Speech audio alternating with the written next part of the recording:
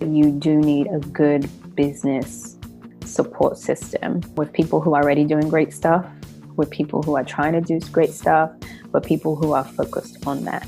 And I think as well, people who are kind of like me and you, Annie, are not just about the money aspect of it, but there is also some integrity and some real good heartfelt stuff in that.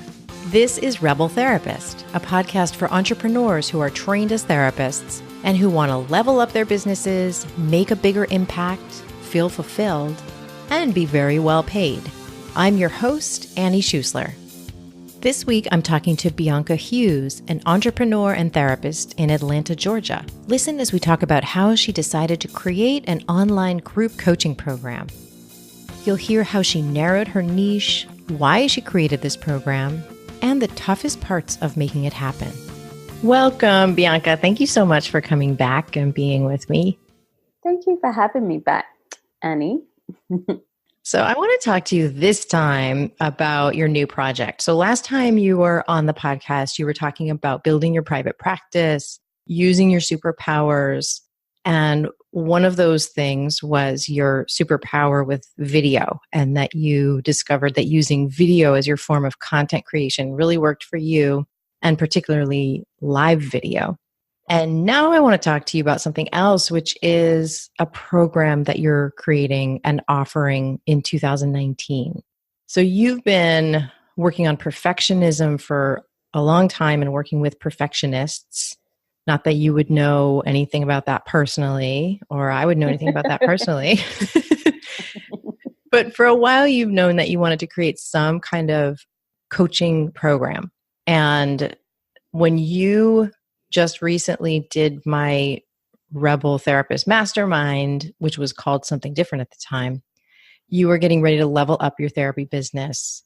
And so that's as much as we knew at the time. So will you from there tell us what happened, what became clear, and what you realized you needed to offer? Yeah, so I'll talk about why I wanted to do a coaching program, or why I actually realized there was a need. Because we can create something, but if we don't think there's a need, then it's kind of like, is it going to work? So when I had done my podcast interview on perfectionism with therapy for Black girls, I got so many calls across the country and I couldn't help everybody. I was thinking at the time that eventually at some point I want to offer something online that would be educational, of course not therapy, to people regarding perfectionism. So at least they can have more education, more information, more tools and more resources, not so much a therapy based, but just the educational, psychoeducational. And so I knew like at some point I was going to do an online program or a webinar or something like that. And then fast forward, so that was February of this year, February 2018. So fast forward to the summer, you came out with the advertisements of the mastermind program, which was scaled to mastermind at the time. And I was really going back and forth, but I was going back and forth, and that was really me because I really knew I needed to do the program, but that was just my own stuff and my own fear. And I was like, okay. And so I just went ahead and I just took the plunge, took the step. One thing I've learned, sometimes I just need to do stuff and not going back and forth and just figure it all out once I get started. That's that perfectionism kicking in. Yeah, that you can't necessarily wait to be ready, that you've got to start. Mm-hmm. Yeah, no, you can't. No, you'll never be ready. And you just got to figure it all out. And so that's what I went ahead and just did and applied for the program, really thinking it was more along the lines of some perfectionism, some education, and helping people. One of the things I work with is self-compassion, and really more going down that line of becoming your own best friend. So that was my initial thought going into the program. And then what happened? And then I met you and all the other great, amazing women who are just a gem to work with. And what was really interesting is I love about group work is having the feedback, because I always say people, I cannot see myself. I will never, you'll never see yourself. So having the feedback and people bounce back things towards you. So one of the first things we did was looking at who was my audience. And I had to be really honest and say, you know what, I really like the audience of working with Black women. It's a lot easier for me to relate to them. Of course, being a Black woman myself, and just kind of connect. And I don't feel like I have that extra layer in that sense. So we niched it down, which was scary to do Black women. But it was so exciting, Bianca. I remember this moment when I was like, okay, so do you want to percolate on that a little bit? Because I can sometimes want to go really fast. I was like, all right, so do you want to percolate on that a little bit? And you were like, nope, it's Black women. Yeah. Like you knew. I knew. And then from my experience of working, co-facilitating with Jasmine on her Sister Siesta that she does, she, has that group, and I would co-facilitate with her, and just hearing the stories and being able to relate, and knew how, there was so much things out there that I kind of needed, and support for Black women. So that was one thing. Then I had the rest of the group like, Bianca, you talk a lot about God. You talk a lot about how you love God. You talk a lot about your Christianity. You are a great woman of faith. And it was like, have you just ever thought about just doing Christian women? I'm like, no, I don't want to do that because, I don't want to ostracize anyone, or leave anyone out. And you guys were all like, but you just light up. And I think that was another thing. You was like, why don't you just think about it? I think that actually took me longer though. Making that decision. Mm-hmm. Yeah. Because, I just want to be about love, and I don't want to be about exclusion. And so what I had to understand from that standpoint, it wasn't about exclusion. It was about, once again, the need. And so I think that's really important. There was a need. There is a need. Talking to my friends, thinking about my own experience, and especially when we were coming up with the need of the Black superwoman syndrome, trying to do everything. And then with Christian women, there was another layer with the Christianity, what it looks like to be a great Christian, and all these other extra stuff. So it was already hard enough, with the Black superwoman, but then these extra stuff for Christian women that really wanted to have that support and that connection. As well as the tools, as well as the education, as well as the space. I think what we had realized that a big part of this online program is the space and the sacredness of the space, and having that space where people could be vulnerable, non-judgmental, and can be open and still learn and build at the same time, and really realizing. And it's just funny how when you make a decision, all these things, you listen to videos, and then you hear stuff with Black Christian women and what they're going through, and all these things just start coming at you at once. You're like, how comes I didn't see all this need in the first place? So that was the toughest part. Not because I don't love God, not because I don't think, this is important, but I just didn't want to exclude anyone. It's interesting too that, as far as I know, nobody else in the group shared that identity, but it was really clear to all of us that not only was there a need, but that this was what you're meant to do, that this group was what you were meant to do. And so the more you stepped into it, the more energized you clearly became. Mm-hmm. And so I talked to my friend, and I think I told you guys, I was like, yes. Yeah, so I was telling my friend, and I was like, wait a minute. So this is like a combination of, having the women in the Sister Siesta, and then like we're part of a ministry. I was like, it's like a combination of the two. And my friend was like, we just started laughing. So he's like, you ready to do all this stuff anyway? And I was like, yeah, I guess I do. But you just don't put a name, and you don't connect all the dots. And then I don't know if I mentioned to you guys that I had done a mentoring program a year ago, and it was called Leading Ladies. So that eventually at one point I would be doing something similar and helping leading ladies, Christian women. So it was just funny how everything just falls into place. I guess, like you said, when you're meant to be doing something, when you line up, it just happens. Yeah. What's it been like for you creating this so far? I just want to tell everyone, oh my gosh. Oh, I just want everyone to know that whenever you're creating something, I mean, it is like a nice, beautiful mess, but it is the hardest part. I always tell people, oh, doing the group is easy. Like I can get online, I can educate, but the actual creation, it's fun, it's stretching. I learn more about myself. I learned that this is new for me.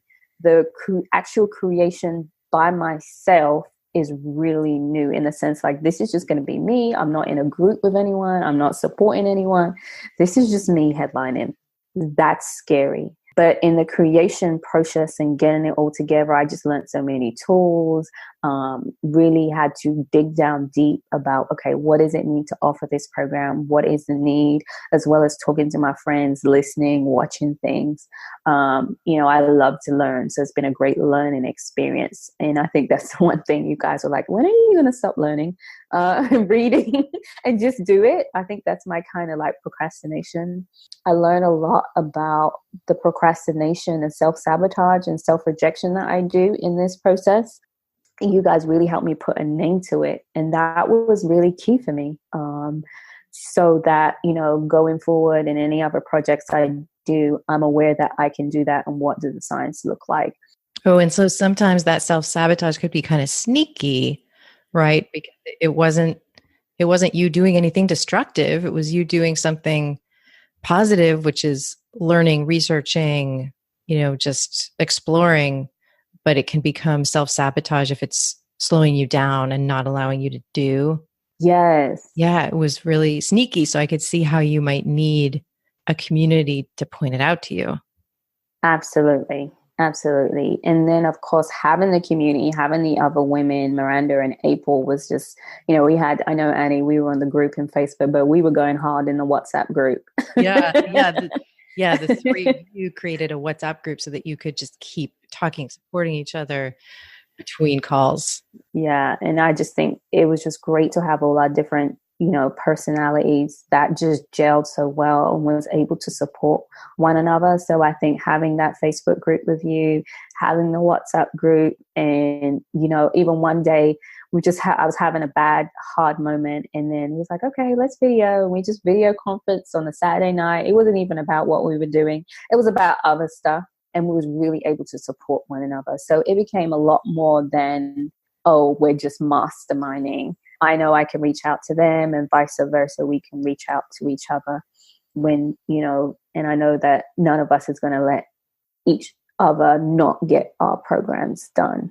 And I just really appreciate that support. Oh, I love hearing that. Yeah, you're not going to let each other get away with not making these things happen. No, absolutely not. No, I think you guys would fly to my house. Fly to my house. It's true. It's true. It wouldn't be pretty. We would all be knocking on your door. Like, what are you doing? So you're saying one of the hardest parts is actually doing it, actually creating it. And part of that, the way that we do that process is creating a sales page even before you create the offer so that you get really clear on what you're offering, who it's for, what you want to say to them, what you want to give them. And so that can be an intimidating process of just having to say it, having to choose and say what you are doing and how you're doing it. Yeah. Remember I had that moment with Annie. If you guys ever work with Annie, she's so sweet, but she can be real like, look, but she's awesome. It's in a good way. But when she was like, Annie, where you're like, look, just forget about the sales page and call it something else because I was getting stuck. But that was the thing about mindset, right? Because I have a hard time with selling. I think I'm selling myself or I'm forcing people. And quite frankly, I don't like when anyone forces anything on me. So, it's part of my own projection. And so we changed it to the connection, to me calling it a connection page, because essentially that's what I'm doing. Yeah, I'm selling, but I'm also connecting with these people. And that is one of my strengths is connection. And so I had to go back, to the mindset and be like, okay, you're connecting with people, you're reaching out and being able to use that vulnerability. and honesty to speak to those people. So I think it's hard for me. I find difficulty to connect honesty and sales. They don't go together. I think they're two separate. When I think sales, I think you're being dishonest. I think that's what it is. Actually, I'm just figuring that out right now. Yeah. See, I think I love calling it a connection page or an invitation page in a way, like if you're just writing it to the people it's actually right for. And so you're not even thinking about the people who it's not quite the right fit for, it's not the right time for them, then it's not really selling. It's really just letting them in so that they know that it's an option for them. Yeah. Yeah. I love that. I like invitation too. Mm. That was a good one. But yeah, but those things were important to me. And so I made the adjustment to make what was important to help me get over that hurdle. But I like the creation stage as well, because I know that's the good part, and that's where it's messy, but all the great stuff happened in that, and still happening in creation, like what I'm doing now, just putting all the final touches to it. But definitely the connection page was like, that surprised me that it was so hard. That was the hardest part. Mm-hmm. Mm-hmm. Yeah, it makes sense because you've already got the whole program. Really, I know it might not always feel that way, but you've already got the whole program with all of the things you've already done and all of the work that you even do one-on-one with people. But being able to put it into words, craft it, and communicate about it can be the hard part. Yeah, and so I want to tell people my creation page was made when I was sick, and I just had this moment. For me, it was totally a God moment, for me, hearing his voice speaking to me. And I remember being sick, going to my bed, brushing my teeth, and I got a download. And I was like, I am way too sick to write this. Thank God for iPhones. And I recorded everything I had to say on it, so I wouldn't forget it. And I think that was also another discovery. I think also you told me about just doing a video and then taking notes from the video, because so much easier for me to just speak. And that was a new concept, and total new concept to me. Like, oh, just video and speak into your phone and then just write what you said. And I'm like, and just, adjust it. I was like, why didn't I think of that before? That's why people do dictations, right? And so I think that was a huge, great, helpful discovery for me. So for those of you who have a hard time writing and are listening to this, speak into your phone or do a video and then just listen to what you say and take notes. That might be easier if you have a roadblock of writing. Love it. Love it.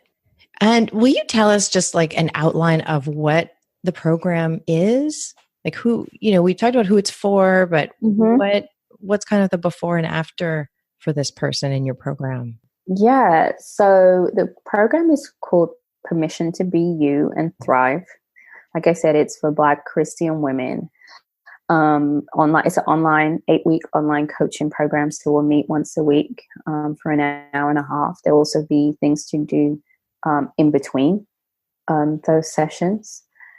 It is for the Black woman who is pretty much wanting to step outside of that box. So they have done some work, therapy, self-help. Maybe they've done some group therapy. So it's not really for the person who's looking for something more in depth, some deep going back in your history, personal work. It's for that woman who is looking for sisterhood and looking for connection in that sacred space, so to sense. And then finding more about identity. I'm still going to include actually becoming your own best friend in there. A lot of identity, sexual being work, boundaries, which is a good thing, a huge thing, relationships. And I always say a lot of the work and the healing will be done in that vulnerability and not feeling like you're alone in what you are going through, and getting accountability and encouragement from the group. There'll also be a Facebook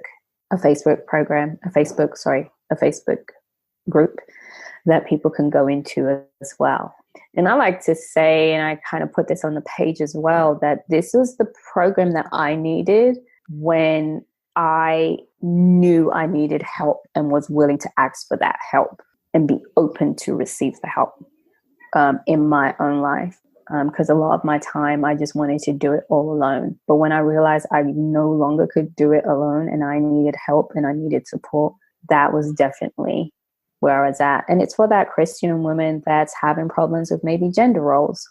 So you also have the Black woman syndrome, trying to do everything, trying to help everyone, not even asking for help or stuffing your emotions. And then on top of it, you've got all these labels and expectations, maybe double standards and general roles within the Christian church. And you really just want an authentic relationship with yourself, with God, and with others, and not feel like you're stuck in this box of what does it look like to be a Black Christian woman. And so we also explore that as well. So yeah, and it's not like super duper structured. There is stuff to do, but I also leave that space to explore because I think that's really important and have those conversations with other women. And you do need to be interactive. So if you're the type of person that just wants to sit and listen to everyone else, it's probably not the group for you. But if you want to be interactive and have feedback and give feedback, then this is definitely for you. So it's really stepping into some vulnerability with the other participants. Yeah. Mm-hmm. Yeah. And that's the scary part. But I think the women who are ready to do that know that they know they need to go another step up. They can't be doing what they're doing. And they realize that they need their sisters to do that. So yeah, very non-judgmental space, which that will be one of the things that being the program person, I will facilitate that non-judgmental, sacred, vulnerable space and ensuring that it stays that way. And I'll hold people accountable if they're not, because that's going to be important for people to grow. Mm-hmm. And so you're leaning into so many superpowers in running this program. I'm just thinking about you're leaning into that superpower of being able to facilitate something like that, being able to facilitate that sacred, non-judgmental, loving kind of community space because you've done it so much and you have that experience and that talent. And then you're stepping into your superpowers of just being you, like having your healing presence and the kind of transformation that brings to people. You're really stepping into that with this program in working with a whole group, leading them through this process. Yeah. And that's the hardest thing. I think the hardest thing was like when doing the connection page was like, how do I sell me? Because sometimes you just need to be in my presence to understand it. That's the hardest thing. Well, and I know one solution that we had for that was for you to have a video either on that page or at least that you're giving people opportunities to see you on video, because there's so much that gets communicated that way that can't even be put into words. Yeah. Yeah. So yeah, there'll be that video. There's a video. There'll be a video on there too. There is a video because when this comes out. Yeah, the video will be there. There is a video.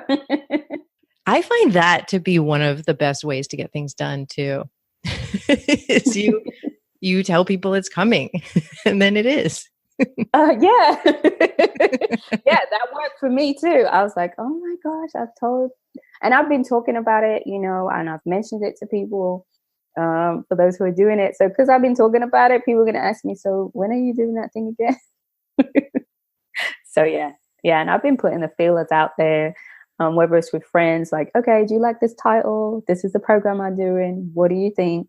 So they know that it's coming. So when it drops, they're like, oh, okay, this is what it is.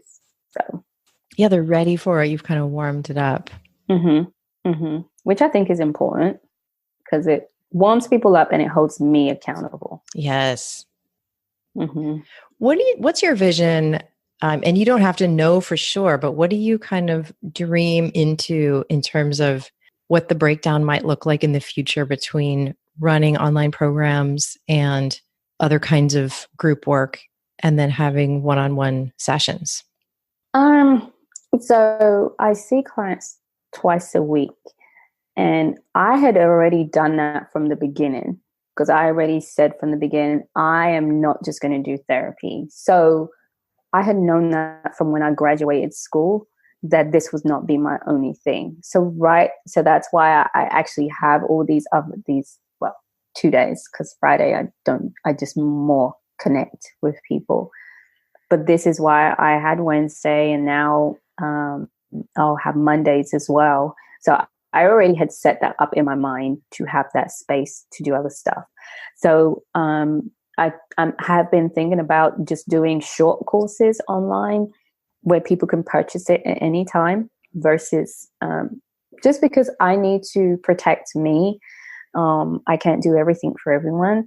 At all the time, it can take a lot out of me, and I want to make sure people are getting the best of me, not just this minuscule part of me.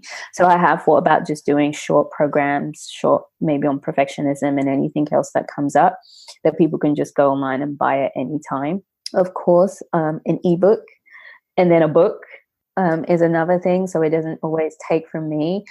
We have been talking about this, and now I'm going to say it, and I guess I'll do it, is the retreat. I have definitely been thinking about doing a retreat, probably just once a year. For those who don't know, I have a background in travel. That was my first career. So I know a lot about negotiations and what goes into it and putting it all together. So that those two things come together, which is really interesting. So that would again gear towards the black woman for the retreat. I'm not sure if it will be the Christian woman. I haven't decided on that part yet, but definitely they will also have that space. But it'll definitely be for Black women to have that space on the retreats. Do you picture where it might be? It won't be on the beach. I doubt it will be a beach. I picture more mountains, more scenic. Even though I love the beach and I'm a beach person, I think it would be nice to have a different setting than the beach. So thinking mountains, or I don't know, could be the desert. But I mean, America has so many beautiful landscapes if you look out. And then eventually, international retreats as well. So it won't just be here. They're definitely thinking about doing international retreats. I would love to branch out on the coaching program that they are international. I don't know. This one could be international This too. one could be international right away. Yeah, it could be right away because I Mm. still have my English people following me and other people throughout the world, but I still have like friends and family and things, people who follow me in England. So that's definitely the international, and of course the speaking, where it's locally or internationally. Definitely don't ever want to stop doing speaking because that is something I love. Excellent. And I'm sure, Annie, you're going to tell me about some great ideas I could do anyway. Well, we'll just we're never going to stop dreaming about this stuff. And it's so exciting. Yeah. Yeah. And I think that's what it is. Just about dreaming big and just dreaming like, oh my God, this is like the most randomest thing, but let's try it anyway. I think that's one thing that I might do differently, or might have said to myself a year ago, is dream big. Okay. So that would be, because I was just going to ask you, what would your advice be for Bianca? So of a year ago, so you would say dream bigger. Yeah. Don't hold back. Okay. Yeah. Like big, like, oh my gosh, this is scary. Scary big. Okay. Mm-hmm. Love that. Mm-hmm. Good. So it's like if you're dreaming something and it doesn't scare you at all, then it's not big enough. Probably, yeah. Mm-hmm. Okay. It's safe. I would say it's safe. And I think what's her name? Mercedes had done this video the other day, and it was Mercedes Samudio. Yeah, another therapist, entitled "Plain." I said, "Plain small helps no one," and so that means like not talking about not sharing your gifts. So in order for us not to play small, we have to actually do it big, which is the opposite when you think about it. Oh yeah, so I can't be small, but then I gotta think big. Yeah, big, like, oh my God, and big doesn't have to be like, oh my gosh, like millions of people. It's just like this outrageous idea that maybe no one ever thought of. Like, how do you think half these stuff got created? Yes. Someone was audacious enough. Yeah. Yeah. Yeah. They thought big and it worked out, you know? I love what you're saying that it doesn't have to be about size or how many people, or even for some people, it might not even be about how much money. It might be just that the vision itself feels like it's a reach and it feels like it's really exciting. And it might feel a little bit like, I don't know how I'm going to do that. Like if you already know exactly how you would do it, it's not really a dream. It's just something you can just do. Exactly. Exactly. And I think that's some of the reason why I myself have played it small. But I always have known I'm going to do great stuff and do Mhm. things big and be used by God in a great way. Like I've always known that. But the how always scared me. And now I'm realizing that I don't need to worry about the how. I just need to do it. Like my mom always said, just do it, Bianca. Just do it. So I Just do did. it and then you'll figure out the how. Yeah. Love Mm-hmm. it. Mm-hmm. Mm-hmm. Yeah, because once you step out, all the tools and everything you need comes into play. Yeah, it comes into play at the time when you need it, right? Like if we're trying to over prepare and learn every piece of technology we're going to need and learn every skill and tool we're going to need, then we're never going to do it. Whereas if we realize at the moment, oh, now I need to learn such and such, well, then we Yeah. can take a day and learn it. Yeah. Yeah, Yeah. brilliant. So, what is a tactical piece of advice that you would have for the Bianca of a year ago? The tactical piece of advice. Oh, that would be um, seek out good support for your business as an entrepreneur. That would be, whether it's networking, whether it's letting people know you need help or putting the words out there, like you have to let it known. But you do need a good business, entrepreneurial, business owner, entrepreneur, whatever you want to call it, support system with people who are already doing great stuff, with people who are trying to do great stuff, but people who are focused on that. And I think as well, people who are kind of like me and you, Annie, are not just about the money aspect of it, but there is also some integrity and some real good heartfelt stuff in that. Because I know people who are just about the money, and that just doesn't work for me. Um, you know, it might work for other people, it just doesn't work for me. Excellent. And for people who are deciding right now whether Rebel Therapist Mastermind is right for them, who is it a good fit for and who is it not a good fit for? I think it's a good fit for those who need some space to create, people who are willing to be open and try things, and for it not to work and then to try again. And the person that sees the program, reads it online and says, "Ooh, this sounds like me," then just go with your first thought and just do it. And they'll go back and forth. Go with your first thought. And if you read it and it really resonates with you, try and figure out how you're going to pay for it, how you're going to fit it in. Just go and do it and figure it out after. Don't wait. And Bianca, what is the best place for people to find you and throw compliments at you and learn about your program? So my website is Bianca K Hughes, and Hughes is HUGHES.com. And there you can find all of my social media, Instagram, Facebook. You can email me.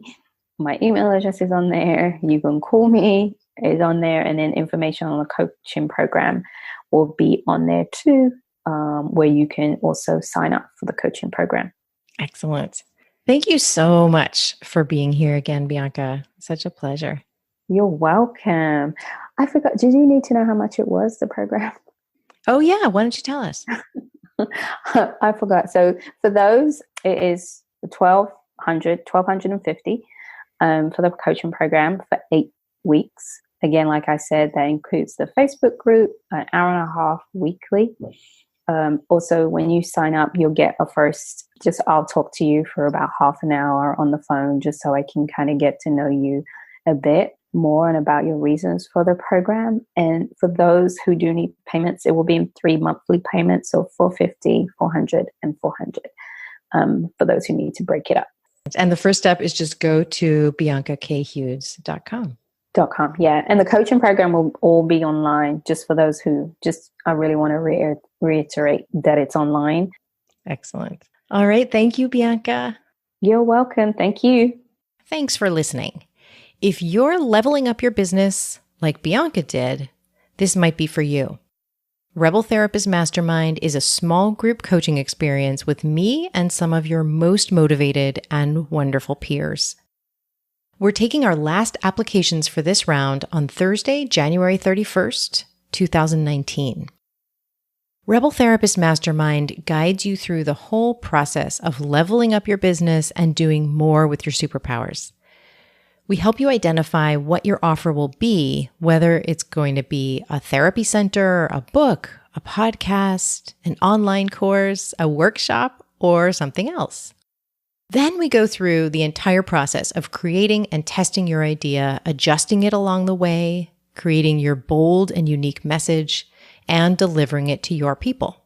In stage 1, you fill out a questionnaire to get clear on where you are now, what you want your vision to accomplish, what you already know, and what you already know you need to learn. Then in stage 2, you and the other Rebel Therapist participants meet with me for 3 6-hour days to do the work. We lean into your vision, identify and refine your project, and work on your message and marketing plan. Then in stage 3, you meet with me and the other participants monthly for the next 8 months. You'll be doing the work, getting feedback between sessions, and staying on track along the way. It's a 9-month program because even after 3 days of solid work, you need to keep on working on this and working through the mindset issues to really make it happen. Learn more about Rebel Therapist Mastermind and apply before January 31st at rebeltherapist.me/mastermind. I'll see you soon.